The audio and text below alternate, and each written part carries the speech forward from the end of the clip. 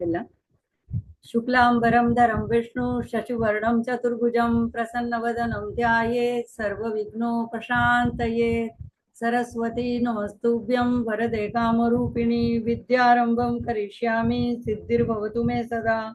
गुरुर्ब्रह्मा गुरुर्विष्णु गुरुर्देवो महेश्वरा गुरुर्साक्षात् परब्रह्म तस्मै श्री गुरवे नमः। ईश्वरो गुरुरात्मेति मूर्तिभेद विभागिने व्योमवद्व्याप्त देहाय दक्षिणामूर्तये नमः। माँ को बुलाते हैं। अरुणां करुणातरंगिताक्षीं धृतपाशाङ्कुशपुष्पबाणचापाम् अणिबादिभिरावृतां मयूखैः अहमित्येव विभावये भवानी। आप सभी साधकों के हृदय में बसी भगवती माँ राजराजेश्वरी श्री ललितांबिका श्री महात्रिपुर सुंदरी के चरणों में कोटि कोटि प्रणाम। सभी को श्री मात्रे नमः, बड़ों को वंदन। जय श्री कृष्ण। ललिता सहस्त्र नाम के रहस्य नामों के गुणार्थ की श्रृंखला में हम श्लोक 44 तक पहुंच चुके हैं और वहां हमने पहले 4 मंत्रों निर्लेपा, निर्मला, नित्या और निराकारा का गुणार्थ देखा था। आज हम आगे मंत्र 138 138वां निराकुला से आगे बढ़ते हैं।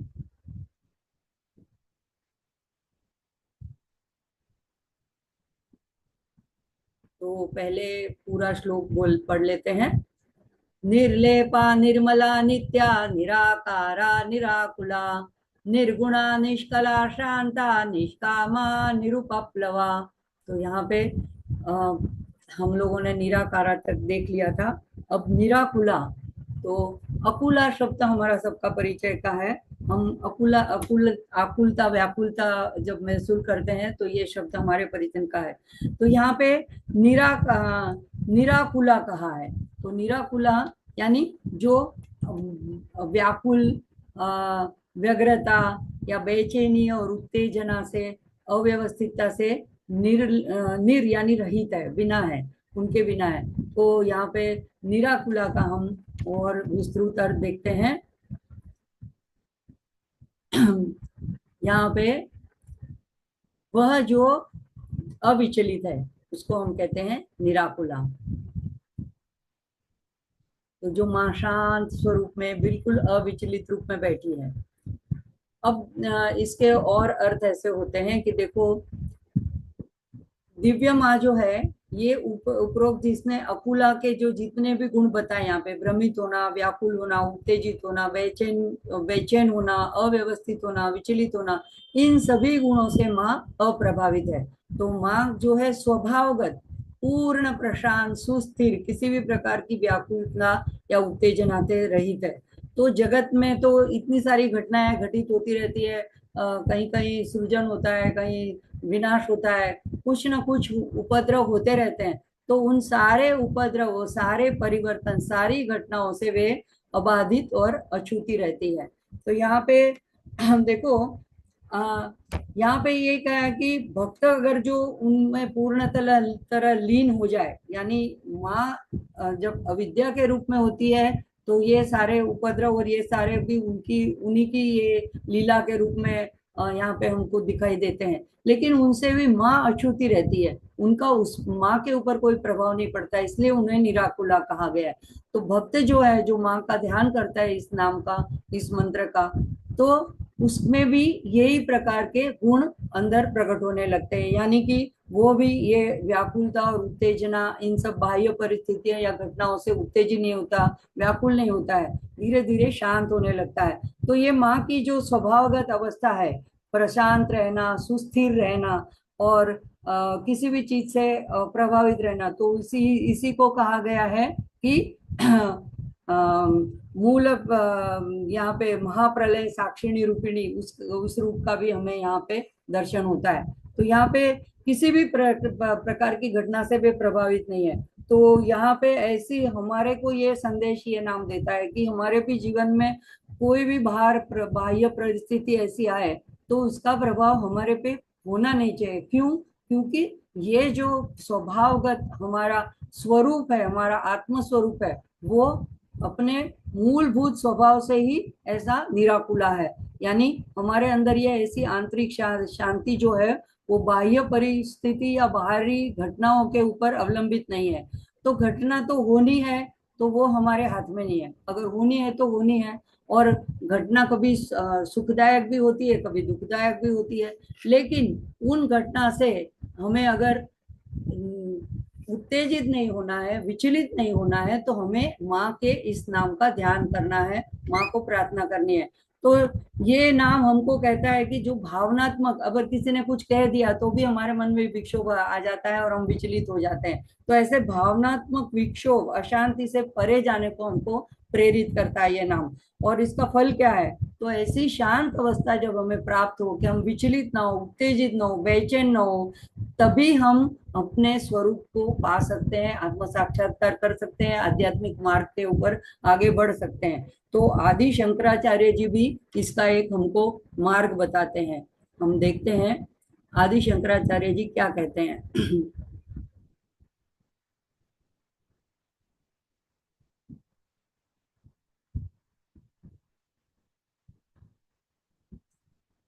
तो आदि शंकराचार्य जी कहते हैं कि सत्संगत्वे निस्संगत्वम, निस्संगत्वे निर्मोहत्वम, निर्मोहत्वे निश्चलत्वम, निश्चलत्वे जीवन मुक्ति।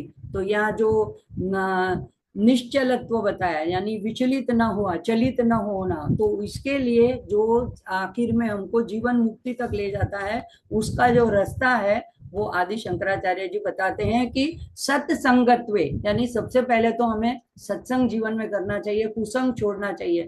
तो सत्संग यानी जो अब हम या ये कर रहे हैं, हर एक सत्र में माँ के नामों का, गुणों का गान कर रहे हैं, या उनका अर्थ समझने का प्रयत्न कर रहे हैं, या किसी भी प्रकार का सत्संग अगर हम करें, स्वाध्याय करें, कुछ अच्छे बुक पढ़ें, कुछ भजन करें, तो ऐसे सत्संग से क्या होता है, सदगुरु के पास जाकर उनके वचनों को सुने, तो उससे क्या होता है कि धीरे धीरे हम हमारे में आसक्ति आने लगती है। निसंगत संगत्वम, संग यानी आसक्ति, तो निसंगत्वम की ओर हम बढ़ने लगते हैं। और उससे क्या होता है, तो निर्मोहत्वम। तो यहाँ पे हमको गीता का दूसरे अध्याय का 62 और 63वां श्लोक याद आता है कि वहां पे अगर हम भौतिक चीजों का, भौतिक वस्तुओं का चिंतन करते हैं, तो किस तरह से हमारा अधपतन होता है, ये गीता में भी भगवान श्री कृष्ण ने बताया।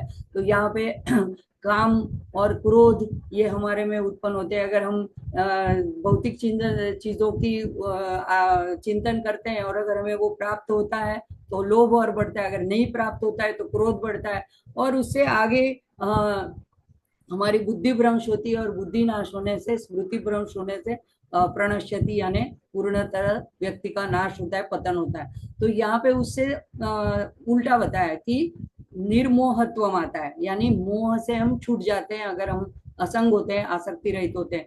निर्मोहत्वे, निर्मोहत्वे निश्चलत्वम। तो यहाँ पे जब मोह मिट जाता है तो एक निश्चलता आ जाती है। सत्संग के द्वारा जो है ऐसे चिंतन करने से आसक्ति छूटती है, डर मिटता है, मोह नाश होता है, और जिससे अंत में निश्चलत्व जीवन मुक्ति, तो जीवन मुक्ति प्राप्त होती है। तो ये अगर जीते जी मुक्ति की ये बात है। देखो ललिता सहस्त्र नाम ये नहीं कहता है कि आप मर जाओगे उसके बाद में आपको मुक्ति मिलेगी, मरने के बाद में किसने क्या देखा है। तो यहाँ पे वाग देवता जो इस तरह के नामों के द्वारा हमसे, हमको साधना में आगे बढ़ा रहे हैं, तो ये कहते हैं कि यहाँ पे जो है जीते जी मुक्ति प्राप्त करने की बात कहा है, कही है।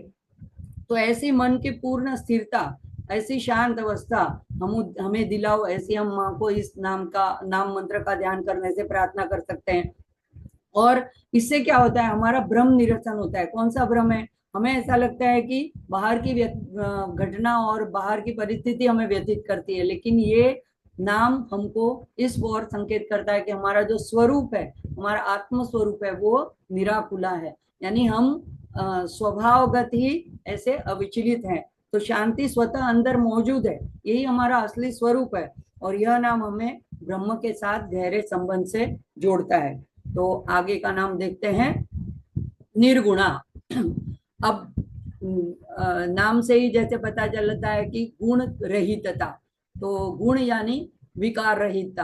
अब गुण में हम किसको किसको समाविष्ट करते हैं, तो किसी में कुछ अच्छी विशेषता में दिखती है तो उसका कहते हैं इसमें ये वाला ये विशेषता है। किसी का रूप है तो रूप भी गुण में आता है, आकार है, अलग अलग आकार है, अलग अलग रंग है, अलग अलग स्वभाव है, तो ये सारी विशेषताएं हैं। तो ये माँ जो है वो निर्गुणा है, यानी उपरोक्त सभी प्रकार के जो गुण हमने लिखे हैं आगे, रूप रंग आकार स्वभाव, इन सब से परे है। तो सभी प्रकार की सीमाओं से भी परे है। देखो जी, किसका एक प्रकार का आकार है, एक प्रकार का रूप है, यानी वो सीमित है। तो माँ इन सब से परे है, इस सीमित से, इस सीमाओं से परे है, इन विशेषताओं से परे है। हम जितना भी सोचे शब्दों के द्वारा, कल्पनाओं के द्वारा, विचार के द्वारा, उससे भी माँ का स्वरूप जो है वो परे है, इसलिए उनको निर्गुणा का, ये ब्रह्म का एक रूप है, एक स्वरूप बताया है, निर्गुण ब्रह्म। तो यहाँ पे यह नाम उनको निर्गुण ब्रह्म के रूप में स्थापित करता है। और एक निराकार, निर्वर्ण, अवर्णनीय और समय और स्थान से भी परे हैं। तो इस ये सभी गुण इस सभी चीजें दर्शाती है कि माँ निर्गुणा है। वो, उनका कोई एक प्रकार का आकार नहीं है, कोई एक प्रकार का वर्ण नहीं है। हाँ, हम हमारी भक्ति के लिए हम उनको अरुणा तरुणा करुणा तरंगिताक्षी कह के पुकारते हैं, ये भक्त के लिए वो कोई भी रूप धारण कर सकती है, लेकिन उनका जो मूल स्वरूप है वो है ब्रह्म स्वरूप, ब्रह्म स्वरूपिणी है। तो इसलिए यहाँ पे निर्गुणा है। तो ये हमारे जो जीवों के अंदर तीन प्रकार के जो ये त्रिगुण भी होते हैं, जो हमारा शरीर ये त्रिगुण से बना है, सत्व रजस तमस, तो ये त्रिगुण से भी माँ परे है। तो इस प्रकार के भी गुणों से परे, और रूप रंग आकार स्वभाव इस प्रकार के गुणों से भी परे। तो ये हर जगह व्याप्त निराकार अव्यक्त सत्ता है, और इसीलिए इनको निर्गुणा कहा गया है। तो यहाँ पे देखो, निर्गुण ब्रह्म जो है ऐसा है कि जिसकी हम कल्पना नहीं कर सकते हैं। तो निर्गुण जो है वो ध्यान का विषय है और शब्दों से परे है, और सगुण जो है वो भक्ति का और पूजा का विषय है, जो जिसमें रूप आता है, नाम आता है, लीलाओं का वर्णन आता है। और निर्गुण जो है वो आकार और गुण से रहित है, और सगुण जो है उसको हम लोग आकार और गुण से सहित मानते हैं, ऐसे सहित करके भक्ति में उसकी पूजा आराधना करते हैं। तो निर्गुण यानी हर जगह जो व्याप्त है। तो ये जो माँ है, ललिता सहस्त्र नाम इस नाम के द्वारा सिद्ध करता है कि माँ जो भौतिक जगत की जो लिमिटेशन है, जो मर्यादाएं हैं, जो सीमा है हमको जो लागू पड़ती है, वो उससे माँ परे है, उनको माँ को ये सारी सीमाएं छूती नहीं है। तो वो संपूर्ण रूप से पारलौकिक और उत्कृष्ट है।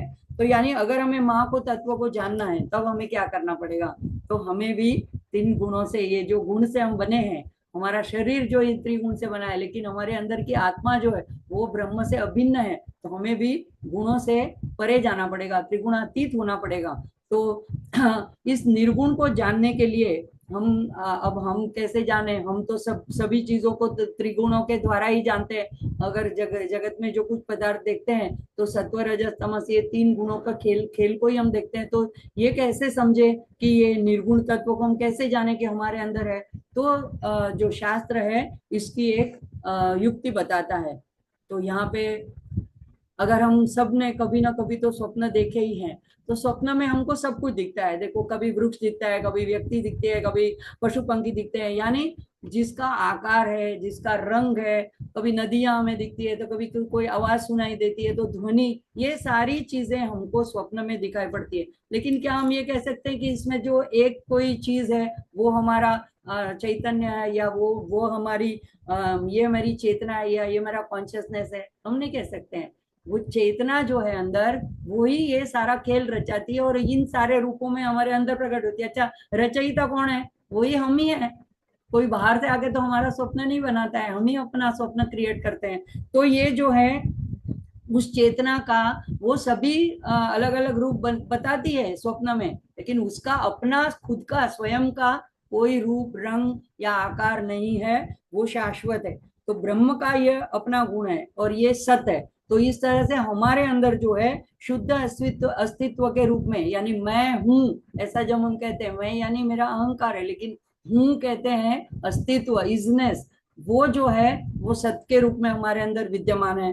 दूसरा कि हमको ये सब ज्ञान होता है, कि ये मुझे समझ में आता है, ये ज्ञान है, लेकिन ये मुझे समझ में नहीं आता है, ये भी हमारा ज्ञान है।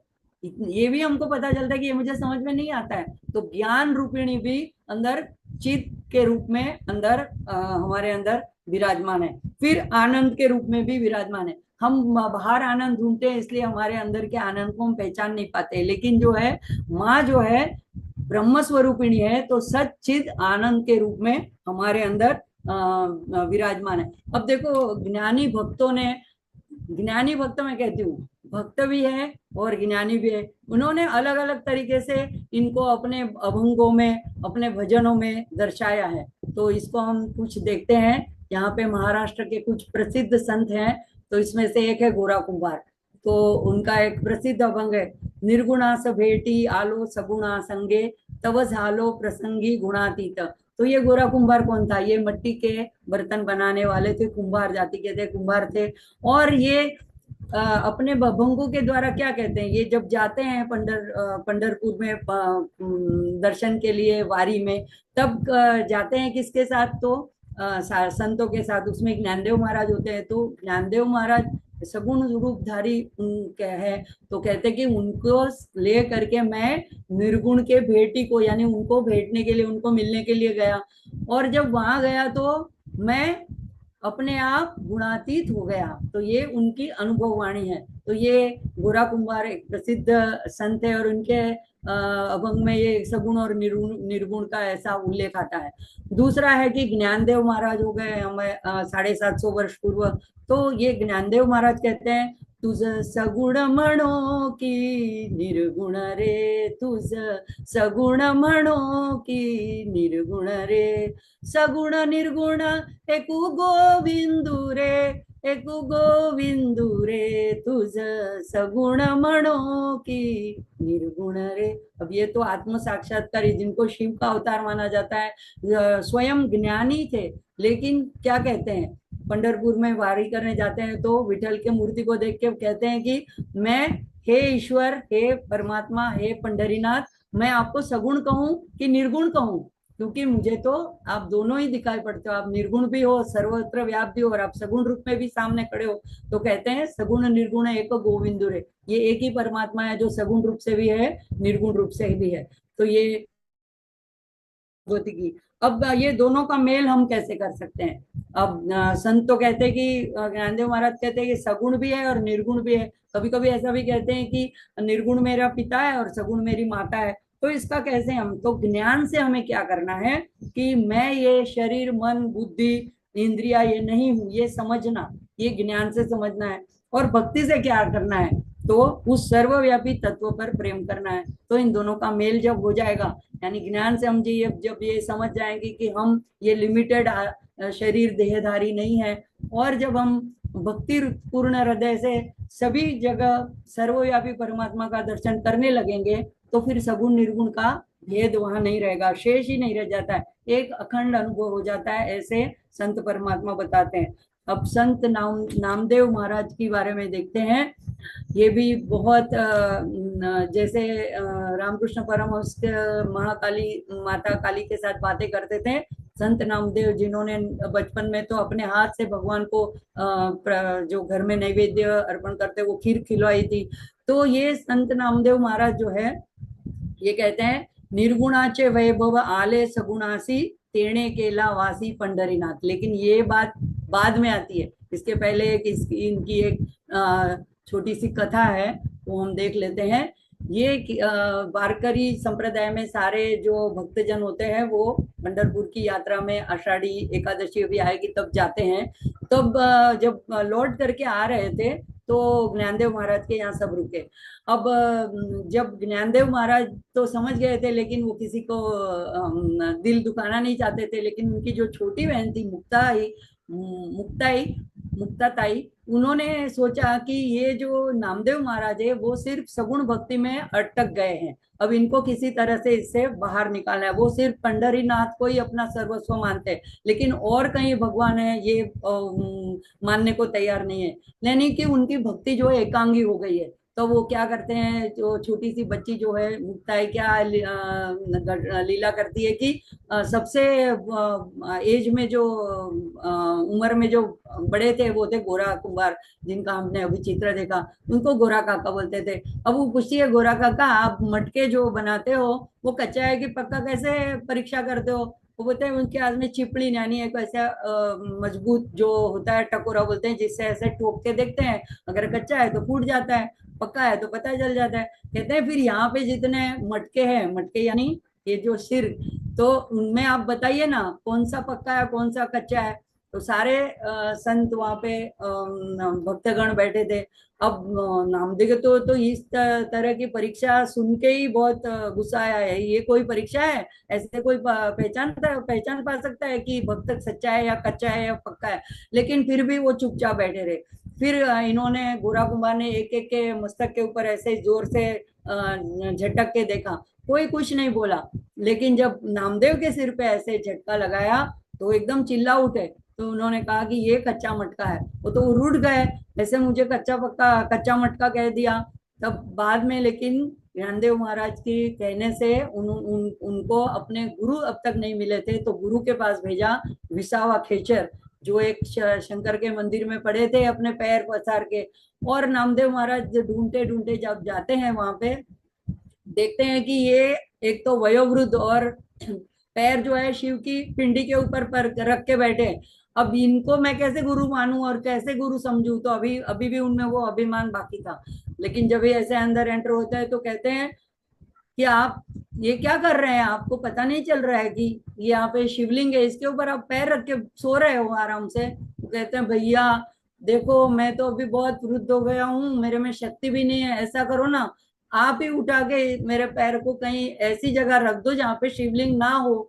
तो ये एक सांकेतिक भाषा थी, तभी उनकी समझ में नहीं आई, और उन्होंने पैर उठा के ऐसे जहाँ दूसरी तरफ। अभी देखो, ये पैर उठवाने की बात भी गुरु ने सहेतुक की थी। वैसे तो वह नमन करने वाले नहीं थे, गुरु के पैरों को छूने वाले नहीं थे, लेकिन इस बहाने उन्होंने उनके पैरों को स्पर्श किया, उनको उठाया और उनको दूसरी जगह रखा। लेकिन जहां रखे वहीं शिवलिंग उत्पन्न हो जाए, जहां लगे वहीं ये माया थी। तो फिर उनकी समझ में आया कि ये पर ब्रह्म जो है वो सर्वव्यापक है। जब उस अनुभव लेके गुरु से मिलके जब वो वापस लौटे, तब उनको उनको सचराचर में, यहाँ तक कि वो एक चंद्रभागा के तीर पे वहां पे अपना कुछ भोजन बनाया हुआ था और अपना संध्या करने गए, इतने में कुत्ता वो आके रोटी लेके भागने लगा। तो उसके पीछे पीछे घी लेके दौड़ने लगे कि अरे देवा रुको रुको, वे कोरी रोटी है, आप घी तो लगा के लेते जाओ। तो ये जब उनको ज्ञान हुआ तो कहते हैं सगुण और निर्गुण एक ही, एक गोविंदर है। तो तब वो कहते हैं कि पंढरीनाथ में वहां पे भी उनको बाद में उनको ऐसे सर्वव्यापक परमात्मा का दर्शन हुआ। तो इस तरह से जो है भक्तगण को अपने अपने रूप, अपने अपने तरह से भगवान का दर्शन होता है, और वो उनका अपना भंग में उनका वर्णन करते हैं। अब कबीर जी ऐसे कहते हैं, सगुण निर्गुण से न्यारा कहे कबीरा विचार, जहां खोज तहां पाइए सहज सुमीरन सार। तो यहाँ जहां खोजो वहीं पे आपको मिल जाएगा सहज सुमीरन सार। अब स्मरण करते रहो, सब जगह पे वो मतलब सगुण कहे तो सगुण भी नहीं है, निर्गुण कहे तो निर्गुण भी नहीं है, वो दोनों से न्यारा है, मतलब दोनों से परे है। तो ये कबीर जी इस तरह से कहते हैं। अब आगे का नाम आता है, मंत्र आता है निष्कला। वह जो अवयव रहित है, एकीकृत एकीकृत पूर्ण है। तो यहाँ पे निष्कला यानी देखो, चंद्र की कलाएं होती है तो उसको खंड होता है, उसके भाव विभाग होते हैं, तो हम कहते हैं चंद्र की 16 कलाएं। तो यहाँ पे कहते हैं 16 कला संपूर्ण है, ऐसे भी कहा जाता है। तो यहाँ पे माँ के लिए ये एक पर ब्रह्म का स्वरूप है, इसीलिए कहा गया है निष्कला। अब जितने भी नाम हम देख रहे हैं, वो पहले हमने देखा स्थूल रूप का वर्णन था, फिर मंत्र रूप का वर्णन था, सूक्ष्म कुंडलिनी रूप का वर्णन था, अब जो है ब्रह्म स्वरूप का वर्णन है, तो ये निर्गुण निराकार का वर्णन है। तो इसको अलग अलग तरीके से वाग देवता कहते हैं कि हमें साधना के पथ में आगे बढ़ाने के लिए, कि हर एक अलग नाम की, वैसे तो एक ही पर ब्रह्म को दर्शाते हैं, लेकिन इसकी अलग छटा है। जैसे रंग के अलग अलग कॉम्बिनेशन से अलग अलग विविध विविध प्रकार हो जाते हैं, ऐसे ही है वहां के अलग अलग नाम जो है ब्रह्म को दर्शाने वाले, एक कुछ जरा जरा सा उसमें फर्क है। तो इस तरह से यहाँ पे कहते हैं जो अवयव रहित एकीकृत पूर्ण है। अब निष्कला, नि हमेशा रहित या बिना, तो कला अंग या अवयव या विभाग या खंड या विभाजन। तो माँ निर्गुणा है इसलिए निष्कला है और कलातीता है। निर्गुणा है यानी उनको अभी हमने देखा ना आकार है, ना कद है, ना रूप है, ना रंग है, ना कोई विशेषता नहीं है। अगर कोई विशेषता नहीं है, कोई अंग नहीं है, कोई खंड नहीं है, इसीलिए वो निष्कला है। और कला से अतीत है इसलिए कलातीता है। तो परब्रह्म जो है, परम सत्य जो है, वो अकेला, अद्वितीय, संपूर्ण, एकीकृत, यानी उसमें विभाजन नहीं है, उसके टुकड़े नहीं है, अखंड, एकात्मक और ऐसा अस्तित्व है। तो माँ को यहाँ इस नाम से के द्वारा भी निर्गुण ब्रह्म दर्शाते हैं। तो यहाँ पे वेदांत क्या कहता है, तत्वमसि। तो हम हमारी समझ क्या है कि हम आत्मा के बारे में ऐसी एक धारणा की है कि हमारी आत्मा अलग है, दूसरे की आत्मा अलग है, उसकी आत्मा अलग है, पशु पंखी की आत्मा अलग है। तो हम सबको खंड खंड में देखते हैं। लेकिन वेदांत जो कहता है कि ये परम, और आप, और कभी कभी हमें लगता है कि हम परमात्मा के अंश है, तो हमें लगता है कि हमारा परमात्मा, वेदांत तो कहता है कि तत्वमसि, लेकिन फिर भी हमको ऐसा लगता है नहीं, परमात्मा बड़े, हम तो उसका एक छोटा सा अल्प अंश है। तो यह नाम उस गलत धारणा का खंडन करता है। ये दो बातें बताता है निष्कला। कौन सी दो बातें बताता है? एक तो यह कि आप खुद स्वयं, मतलब हम स्वयं पूर्ण ब्रह्म है, क्योंकि हम ब्रह्म से अभिन्न है, और इसीलिए पूरी तरह व्यक्तिगत रूप से ही हम पूर्ण है। ये एक बात अपने बारे में। दूसरा, सारे जगत में व्याप्त जितनी भी चीजें हैं, जितने भी प्राणी मात्र है, वो उसका भी एकीकरण दिखाता है, यानी उन सब की भी एकात्मता को दर्शाता है कि एक ही ब्रह्म जो है वो सर्वव्यापक है, भिन्नता के रूप में प्रकट हो रही है, तो जिसे हम जगत कहते हैं। तो नरसिंह मेहता, हमारे गुजरात के कवि, भक्त कवि, बहुत अच्छी तरह से कहते हैं, घाट घड़िया पची नाम रूप जूजवा, अंते तो हेमनु हेम होए। वो कहते हैं कि अगर सोना ले लो, हेम ले लो, और उसके अलग अलग घाट बना दो, यानी चूड़िया बना दो, हार बना दो, कुंडल बना दो, तो उसका नाम और रूप और आकार बदल जाता है, लेकिन अंते तो हेमनु हेम हो, लेकिन अंत में तत्व तो क्या है, सोना ही रहता है। तो ये आत्मज्ञान जो हो जाता है कि मैं ब्रह्म हूँ, तो यह भी ब्रह्म समझ में आ जाता है कि मैं ही सब कुछ हूँ, मुझ में सब कुछ है। तो ऐसा एक सर्वात्म भाव आ जाता है। फिर कहीं किसी के द्वारा किसी की हिंसा या किसी का गलत करना, ये कोई भाव मन में नहीं रहता है, सब अपने लगते, कोई अपना पराया ऐसा भेद नहीं रहता है। तो इसी भाव से, सर्वात्म भाव से, नामदेव महाराज को फिर से हम याद करते हैं। उन्होंने आज से 750 वर्ष पहले पैठण में, जब वो अपने क्या कहते हैं, शुद्धि पत्रक के लिए गए, कि उनको तो बोल रहे थे कि सन्यासी के बच्चे हैं तो ये उपनयन संस्कार नहीं पा सकते हैं, तो उसके बिना तो वो वेदाध्ययन भी नहीं कर सकते हैं, इसीलिए वो लोग जाते हैं पैठण में। अब वहां के पंडित तो कोई मानने को तैयार नहीं थे, ये कि शास्त्र में ऐसी कोई बात बताई नहीं है, कहीं पे लिखी नहीं कि जो सन्यासी है उसके भी पुत्र भी हो सकते हैं और उनका उपनयन भी हो सकता है, लेकिन इनका तो सर्वात्म भाव था। तो कहते हैं कि उनके साथ आर्ग्यूमेंट करके पंडित जी कहते हैं कि तुम्हारा नाम ज्ञानदेव है, तभी से वहां से एक रेड़ा यानी भैंसा वहां से पसार हो पास उसका मालिक लेकर के जा रहा था, गुजर रहा था। कहते हैं क्या इसका नाम भी ज्ञानोबा है क्या, तुम्हारा और इसका एक नाम है, तो एक ही आत्मा है?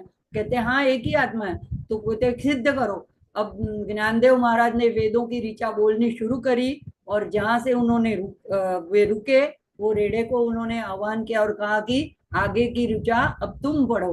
तो रेढ़ा वो वेद की ऋचाएं अपने मुंह से अस्खलित बोलने लगा, आगे की ऋचाएं, ये सारा कल्पित ऐसी कल्पना नहीं है, ये हुआ है चमत्कार हमारे महाराष्ट्र में, हमारे देश में, हमारे सनातन धर्म में। और ये प्रूव किया गया है कि सर्व सबकी आत्मा एक है, सर्वात्म भाव है। और ये तब वो सारे पंडित चुप हो गए और उन्होंने उसको कंधे पे उठा लिया, उस बालक को, और उनकी जय जयकार करी। उसके बाद में उन्होंने ज्ञानेश्वरी की रचना करी। तो ये सर्वात्म भाव आ जाता है जब हम ऐसे नामों का चिंतन करते हैं, माँ को प्रार्थना करते हैं कि हमारे में भी ऐसी निष्कला आए। हमको ये सारे मंत्र इसीलिए करना है कि इससे माँ के स्वरूप को जान सके, और वही स्वरूप हमारे अंदर है, वही आत्मा हमारे अंदर है, तो हम भी उससे अलग नहीं है, तो हम अपने स्वरूप को पहचान सके, इसलिए वाग देवता हमें धीमे धीरे धीरे आगे बढ़ाती है। तो गीता में और एक छठे अध्याय में भी यही बातें आती है, यो माम पश्यति सर्वत्र सर्वं च मयि पश्यति तस्याहं न प्रणश्यामि सच में न प्रणश्यति। तो यहाँ पे भी और छठे अध्याय में 29, 30 से 31वें श्लोक अगर ज्यादा अभ्यास करना हो तो आप देख सकते हैं, तो बहुत ही महत्वपूर्ण है।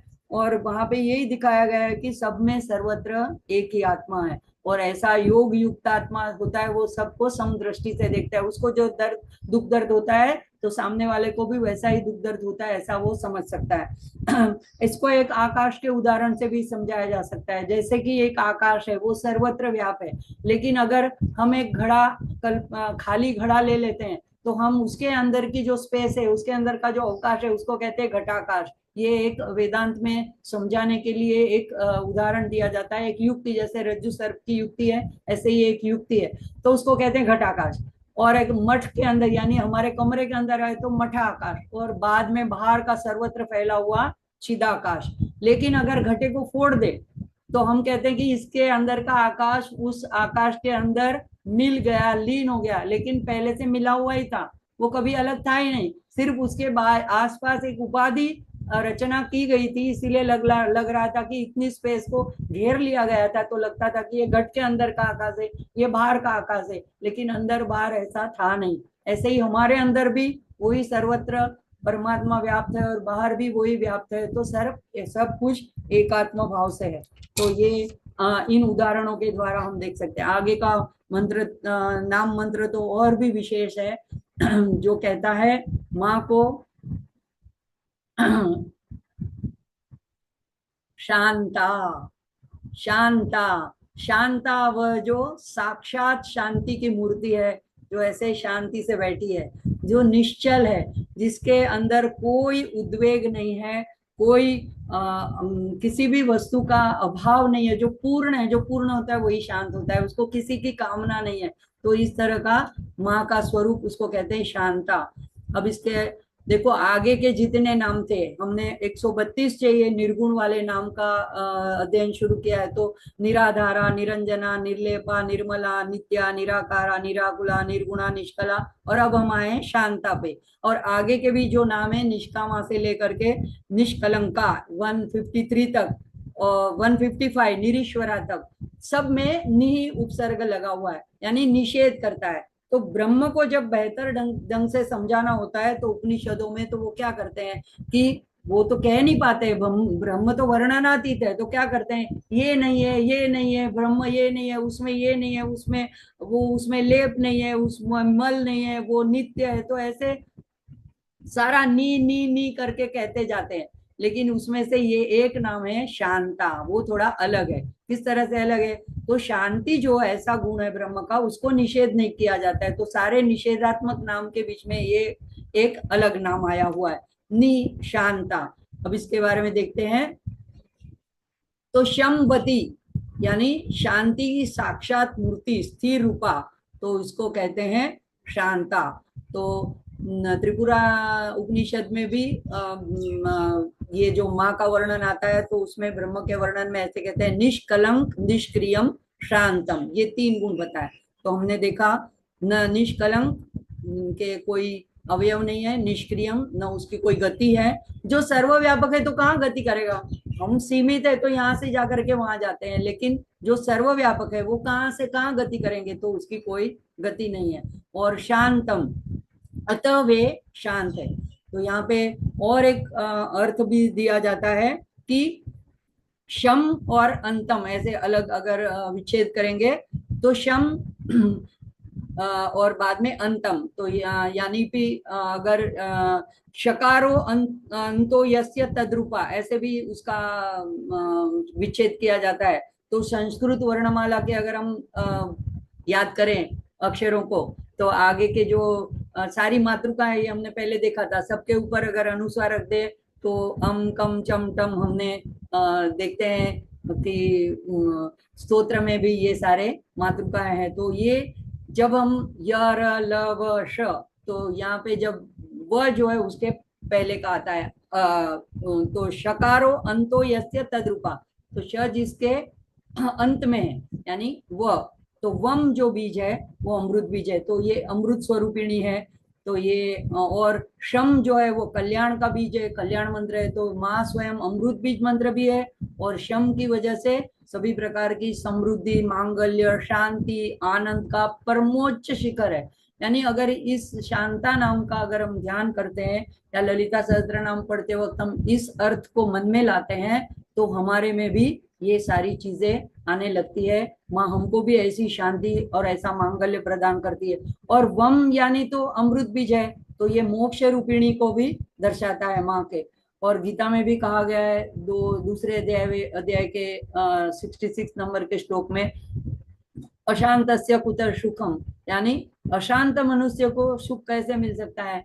तो यहाँ पे प्रसन्न व्यक्ति के चेहरे से ऐसी शांति और आनंद झलकता है, और अशांतस्य कुतर सुखम, तो मंत्र के ध्यान से हमारा मन शांत होने लगता है। और अमृत बीज है तो माँ का ऐसा कल्याण, शांति, आनंद का प्रतीक है, तो ये सारी चीजें हमारे में माँ प्रदान करने लगती है। तो बंधन मुक्त जो व्यक्ति होता है वही तो शांत हो सकता है, अगर हम बंधन में तो अशांत है। तो वम जो बीज है अमृत, ये हमको इस अमृतमय बीज की वजह से अमृत रूपिणी स्वरूपिणी माँ हमको बंधन से भी छुड़ा देती है। तो इस तरह से ऐसे एक शब्द के अंदर भी उनका माँ के अनेक अनेक अर्थ छिपे हुए रहते हैं, गाढ़ गूढ़ अर्थ छिपे हुए रहते हैं। अब इसके आगे का देखते हैं। अब हाँ, ये एक देखने में वाली बात है, शांता में मुझे याद आते हैं महाराष्ट्र के प्रसिद्ध संत एकनाथ महाराज। ये तो अभी कुछ सदियों पहले ही हुए हैं, वो बहुत लंबी 750 साल पहले की बात नहीं है। तो ये एकनाथ महाराज को यहाँ पे महाराष्ट्र में शांति की, पर ब्रह्म का शांत साक्षात स्वरूप माना जाता है, इसलिए उनको शांति पर ब्रह्म का बिरुद मिला है। लेकिन ये बिरुद उनको ऐसे ही नहीं मिला है। एक तो अगर आप ध्यान से देखेंगे तो उनके सामने जो विठल की मूर्ति है, ये इनके पैटर्न का जो बहुत सालों पुराना लकड़ी का उनका घर है, अभी भी सुरक्षित है। मैं वहां जाके आई हूँ, तो वहां पे ये मूर्ति मौजूद है, और साल में एक बार उसका हम इस तरह का जो अनावृत हाथ है वो देख भी पाते हैं। और अभी फाल्गुन महीने में एकनाथ षष्ठी भी आएगी वद्य पक्ष में, तो उस दिन भी वहां, उस दिन का भी बहुत बड़ा महत्व होता है। तो ये एकनाथ महाराज जो है, इनको इनकी शांति भंग करने के लिए इनके गांव वालों ने ठान रखी थी। अब दो ऐसे प्रसंग उनके जीवन चरित्र में मिलते हैं कि एक तो पहले हमने कहीं, मुझे लगता है सत्संग में देखा था कि एक यवन को उन लोगों ने साथ रखा और कहा कि देखो तुमको इतने पैसे देंगे, तुमको एक ही काम करना है कि इनको गुस्सा दिलाना है बस। गांव वाले यही देखना चाहते कि इनकी शांति कैसे भंग हो, ये कैसे क्यों गुस्से नहीं होते हैं। तो ये जब सुबह में ब्रह्म मुहूर्त में गोदावरी में स्नान करने जाते थे अपनी प्रातः संध्या के लिए, तो वो यवन बोला ये तो बहुत एकदम मामूली बात है, मैं यूं उनको गुस्सा कर दूंगा। वो बैठ गया ऊपर, तो बहुत सारी सीढ़ियां, अगर आप जाएंगे पैठण में तो वहां पे बहुत सीढ़ियों के बाद में नीचे उतर के चंद्रभागा नदी है। तो वहां पे वो जैसे ही स्नान करके शुद्ध वस्त्र पहन के ऊपर आए, इसने पान खा करके एकनाथ महाराज के शरीर के ऊपर, अंगूछे के ऊपर थूक दिया। अब वो उनकी उस तरह की हमारी शास्त्रीय मान्यता के हिसाब से किसी ने थूक दिया तो अपवित्र शरीर हो जाता है। तो फिर से गए और स्नान करने के लिए, कुछ भी बोले नहीं, ना निर्विकार, कुछ उसके ऊपर गुस्सा नहीं किया, गए। फिर से जब वापस सीढ़ियां चढ़ के आए, ये इसने बहुत सारे पान अपने पास रखे थे, फिर से उसके ऊपर थूक दिया। अब फिर गए और स्नान करके आए। आप सोचो, एक बार नहीं, दो बार नहीं, तीन बार नहीं, 108 बार, सुबह से लेके मध्याह्न हो गया तब तक ये यवन थक गया। उसके मुंह में इतनी बार पान खाने से छाले पड़ गए, लेकिन शांति पर ब्रह्म एकनाथ महाराज के चेहरे पर कोई भी एक भी रेखा बदली नहीं हुई। और वो फिर से ऐसे ही स्नान करके आए। तब ये आदमी जो था यवन उनके पैरों में गिर पड़ा और रोने लगा, कहने लगा मुझे इन लोगों ने ये आपको गुस्सा करने के लिए यहाँ पे भेजा था, मुझे माफ कर दीजिए। वो उनका अनन्य भक्त हो गया। अब उन्होंने देखा कि उसके मुंह में छाले पड़े। अरे बोला, पागल हो, इतने सारे पान खाते हो, चलो मेरे घर पे। उनको अपने घर लेके गए और उनको उनको दवाई मलहम पट्टी लगवाई। ये तो एक प्रसंग हो गया। दूसरी बार अब देखो, देखा गांव वालों ने कि ये इससे तो नहीं हुआ, तो दूसरी कोई योजना सोचते हैं। तो अभी दूसरे गांव में से एक ब्राह्मण एक दिन आया, उसकी बेटी की शादी थी, उसके पास इतना द्रव्य नहीं था, उस अपने गांव में नहीं मांग सकता था, तो यहाँ पे आ गया कि कोई अगर ऐसा मुझे मदद कर दे। और ऐसी गांव की बेटियों के लिए ब्राह्मण की बेटी को शादी करने के लिए कोई भी द्रव्य दान दे देता है। तो पूछने लगा कि कोई ऐसा व्यक्ति है जो मुझे मेरी बेटी की शादी के लिए द्रव्य दे सकता है। गांव के बाहर ऐसे ऐसे ऊट पटांग लोग बैठे ही रहते हैं। वो बोले, हाँ हाँ, अरे जरूर, लेकिन हम ही दे देंगे ना, तुम ढूंढने क्यों जाते हो, हम दे देंगे, लेकिन तुम्हें एक काम करना है, वहां पे एक घर दिखा दिया है, वहां पे जो आदमी रहता है उसको तुम्हें गुस्सा करना है। अब इस ये बेचारा इतना मजबूरी में था, सोचा ये लोग द्रव्य दे रहे हैं, ठीक है, इसमें कौन सी बड़ी बात है। बोले, मुझे क्या करना है। बोले, तुम कुछ भी करो, लेकिन उसको गुस्सा आना चाहिए। तो ये आदमी गया ब्राह्मण और एकनाथ महाराज के यहाँ दरवाजा खटका दिया। वो पूजा रूम में थे। उन्होंने पूछा गिरजा को कि अपनी पत्नी को देखो कौन आया। ये सीधा जूते पहन के अंदर आया और उनके मंदिर के अंदर सीधा चला गया गर्भगृह में। तब भी उन्होंने कुछ नहीं बोला। तो अब सोचता है कि ये तो इस बात से भी गुस्सा नहीं हुए। अब किसी भी ब्राह्मण के घर में मंदिर में जूते पहन के चले जाओ तो कोई भी गुस्सा हो जाएगा। अब क्या करें। उन्होंने बोला, आप थके हुए लग रहे हो, क्या कार्य काम निकाला है, क्यों मेरे यहाँ है, बैठो थोड़ा विश्रांति करो, खाना खा के जाओ। फिर गिरजा अक्का जब उनको खाना परोसने लगी तो ये कूद करके उनके कंधे के ऊपर चढ़ गया। अब किसी की पत्नी के ऊपर कोई ऐसा पर पुरुष चढ़ जाए तो ये तो कितनी खतरनाक बात है, इसमें तो किसी को भी गुस्सा आना चाहिए। तो उन्होंने एकदम शांति से अपनी पत्नी से कहा, गिरजा अक्का अक्का, ये अपना बच्चा है छोटा, देखो आप धीरे से उठना। वो जो ऐसे परोसने के लिए झुकी थी, बोले धीरे से उठना, कहीं बच्चा गिर ना जाए। अब उस आदमी को पछतावा हुआ, वो भी रोने लगा और पैरों में गिर पड़ा। बोला कि मुझे माफ करिए, मैंने एक पवित्र ऐसे आत्मा को दुखाने की चेष्टा की, लेकिन मैं मजबूर था, मेरी बेटी की शादी होनी है, मेरे पास द्रव्य नहीं। अरे बोले, तुम आकर के बोल देते, मैं वैसे ही दे देता। तो बोला कि ठीक है, मेरे से भी ले जाओ और बाहर जाके बोल देना कि कर दिया है गुस्सा, तो उनसे भी ले लेना। तो ऐसे करके जो ये किसी भी वजह से उनके अंदर की आंतरिक शांति थी वो विचलित नहीं होती थी, ऐसे व्यक्ति को कहते हैं शांता।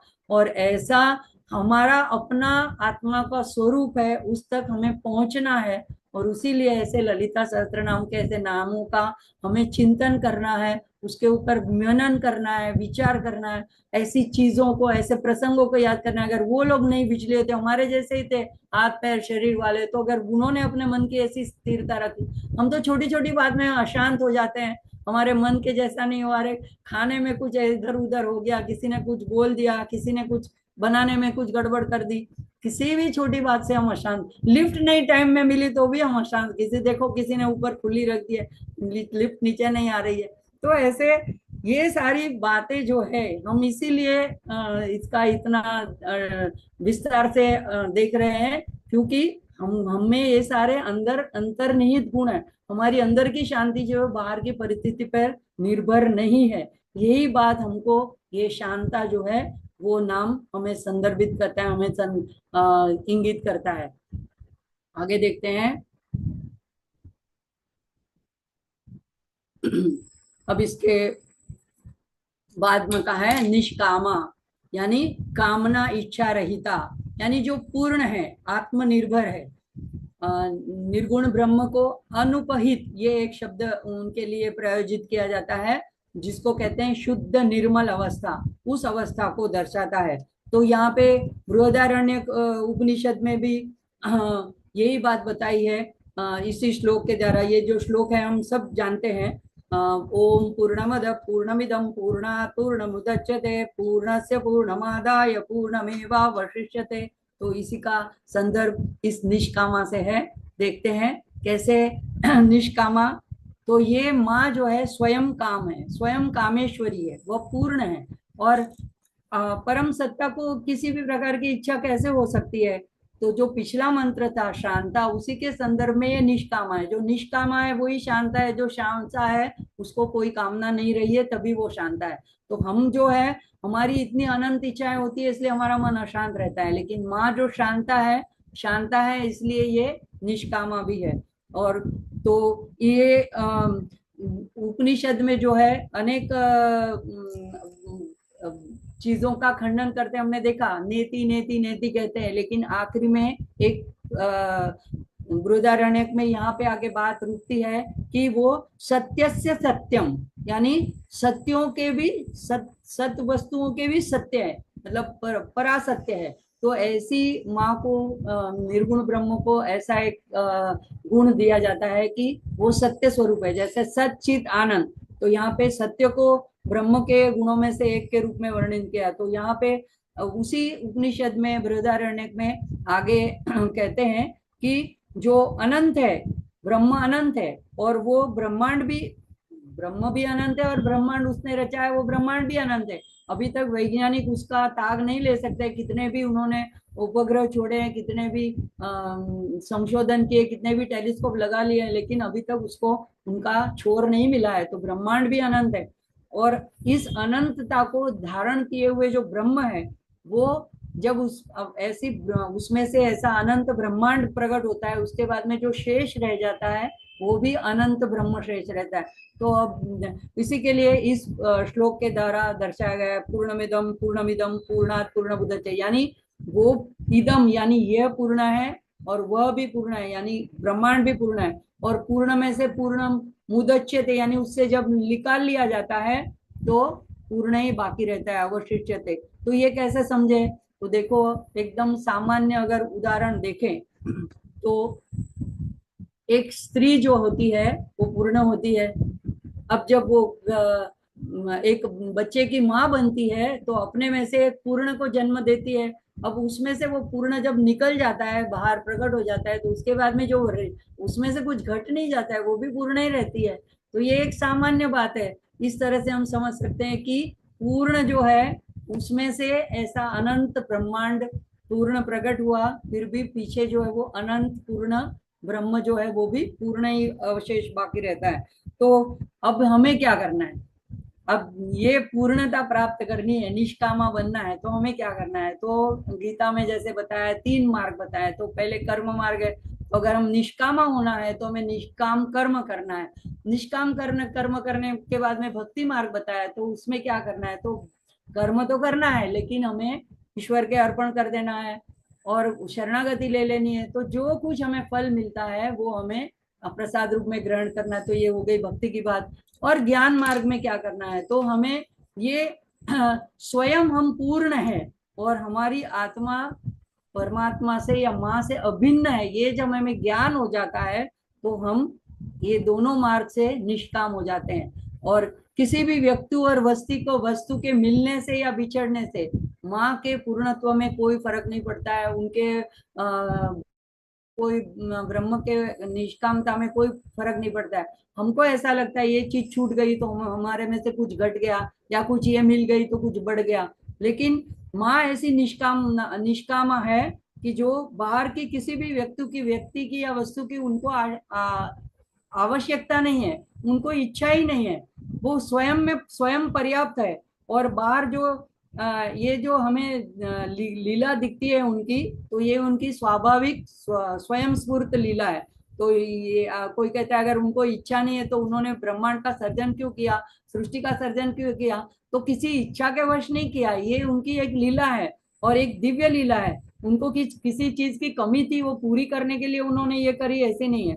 तो जैसे समुद्र में आके अनेक नदियां आकर के मिलती है, तो और उसके बाद में अगर सूर्य की गर्मी से बाष्पीभवन होके उसका जल उसमें से निकल भी जाता है, बादल बन जाते हैं, तो समुद्र को कोई फर्क नहीं पड़ता है कि आज खुश नहीं हो जाते कि आज इतनी सारी नदियां आके इसमें मुझ में वो इतना सारा पानी उंडेल के गई है और कल को इतना सारा जल मेरे में से चला गया। वो स्वाभाविक रूप से अनंत है, पूर्ण है। इसी तरह से इस नाम पर हम जब ध्यान करते हैं तो हम अपनी भौतिक इच्छाओं से ऊपर उठते हैं और हमें ज्ञान होता है कि सच्चा आनंद और मुक्ति इच्छा पूर्ति में नहीं है, इच्छा से परे होने में। यानी एक इच्छा पूरी होती है तो दूसरी प्रकट हो जाती है, दूसरी होती है तो तीसरी हो जाती है।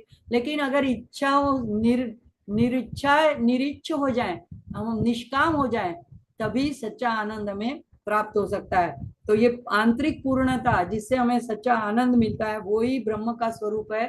वो ब्रह्म पूर्ण है, वही हमारा स्वरूप है। तो अगर हमें आध्यात्मिक पथ पे आगे प्रगति करनी है, तो इसलिए हमें ऐसे नामों के ऊपर चिंतन करना चाहिए। और माँ को हमें प्रार्थना करनी चाहिए, जैसे आप निष्कामा हो मुझे भी ऐसे निष्कामा बना दो। अगला एक देख लेते हैं।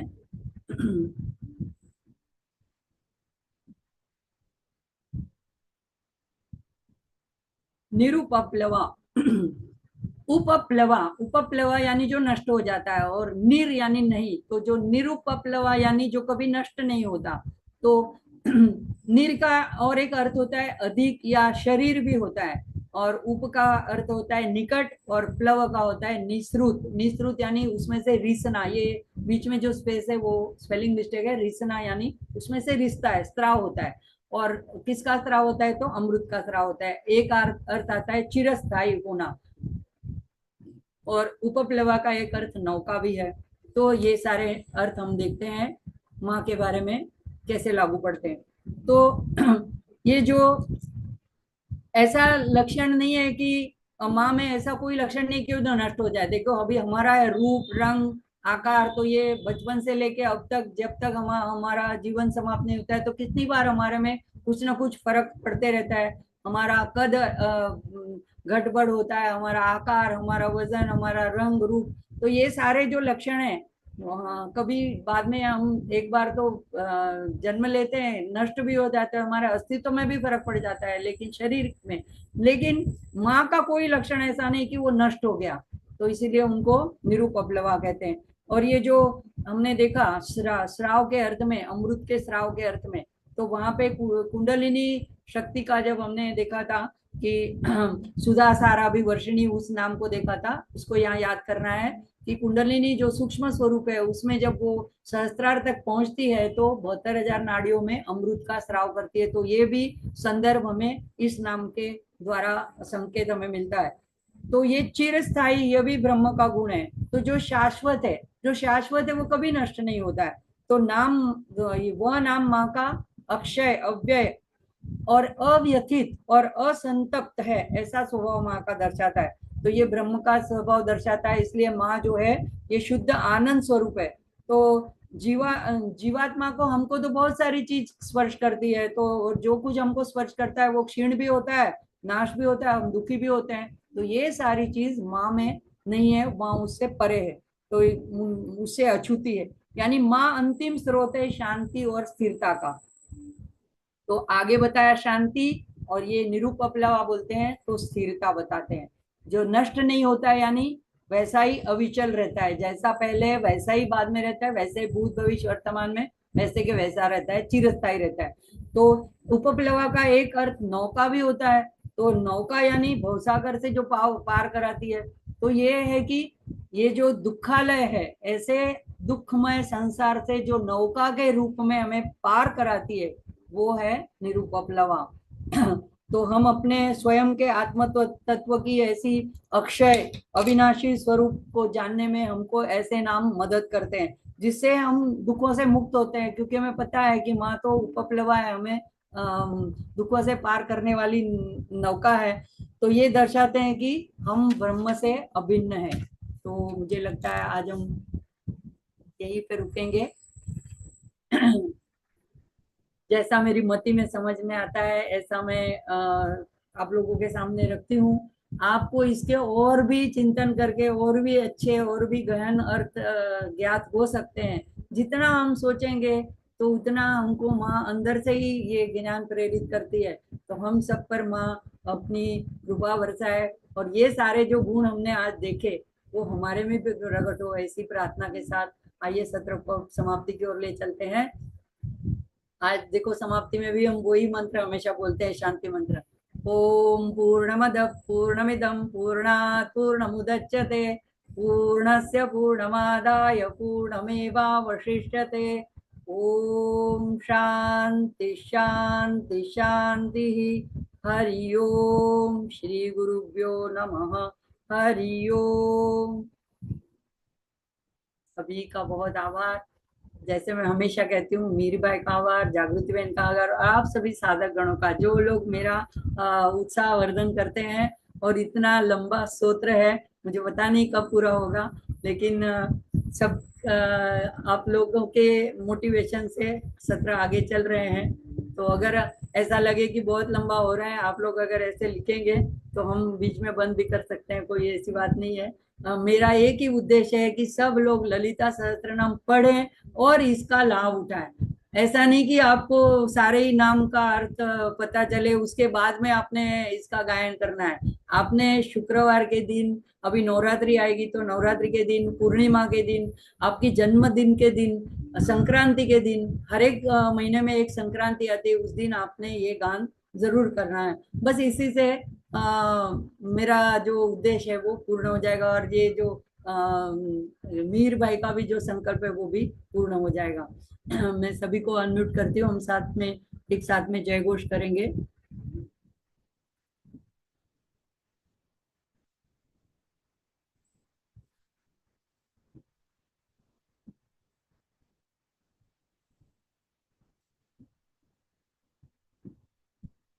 आप लोग अपने स्वयं से अनम्यूट हो सकते हैं।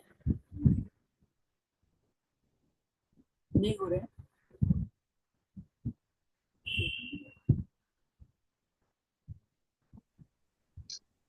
हो गया दीदी। हाँ हो गया। हाँ, ठीक है, ठीक है, एक साथ जयकारा बोलेंगे। ओ पार्वती पतये हर हर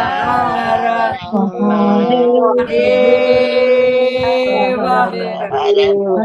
हर हर महादेव। जय श्री कृष्ण। जय श्री कृष्ण। हर हर महादेव। बहुत अच्छा, बहुत अच्छा। बहुत अच्छा दीदी, जय जय श्री कृष्ण। धन्यवाद। आज मैं फर्स्ट टाइम ज्वाइन हो गई। जय माता दी, जय जय माता दी। जय माता दी, बहुत जय अच्छा माता लगता दी, है।